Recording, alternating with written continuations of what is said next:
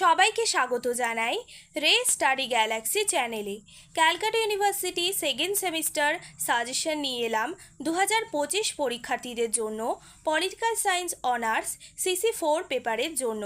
এখানে very important প্রশ্নগুলো দেওয়া হয়েছে। প্রথম প্রশ্ন হলো 100টি শব্দের মধ্যে আছে ভারতে জোট রাজনীতির প্রকৃতি আলোচনা করো এবং ভারতের রাজনীতিতে সংগঠিত ব্যবসায়ী গোষ্ঠীর ভূমিকা আলোচনা করো। পরের প্রশ্ন হলো শর্ট নোট লিখতে হবে পশ্চিমবঙ্গে দলব্যবস্থা সম্পর্কে এবং ভারতের রাজনীতিতে ভাষার ভূমিকা আলোচনা করো। পরের প্রশ্ন হলো ভারতে মানবাধিকার আন্দোলনের ওপরে একটি টিকা লেখো এবং ভারতের রাজনীতিতে ধর্মের ভূমিকা আলোচনা করো।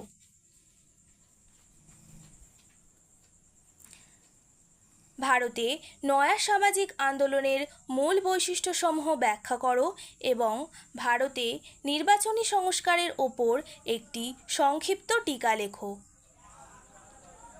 পরের প্রশ্ন হলো ভারতের যে কোনো একটি জাতীয় রাজনৈতিক দলের মতাদর্শ ও কর্মসূচি আলোচনা করো এবং ভারতে আঞ্চলিকতাবাদের উত্থানের যে কোনো 3টি কারণ চিহ্নিত করো।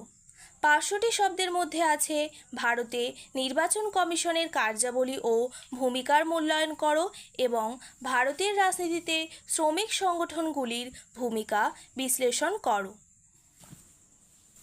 পরের প্রশ্ন হলো ভারতীয় রাজনীতিতে ধর্মের ভূমিকা বিশ্লেষণ করো এবং আঞ্চলিকতাবাদ বলতে কী বোঝো, ভারতে আঞ্চলিকতাবাদের উদ্ভবের কারণগুলি ব্যাখ্যা করো। ভারতে নারী আন্দোলনের ওপরে একটি টিকা লেখো এবং 1970 থেকে ভারতে নারীবাদী আন্দোলনের প্রকৃতি আলোচনা করো।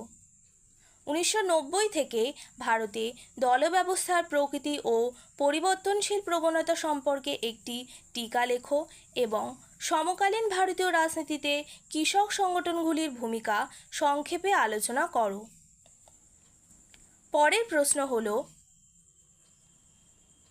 ভারতে পরিবেশ আন্দোলনগুলির ওপর একটি সংক্ষিপ্ত মূল্যায়ন করো এবং ভারতের রাজনীতিতে জাতপাতের ভূমিকা আলোচনা করো। আশা করি ভিডিওটি সবার ভালো লাগলে অবশ্যই লাইক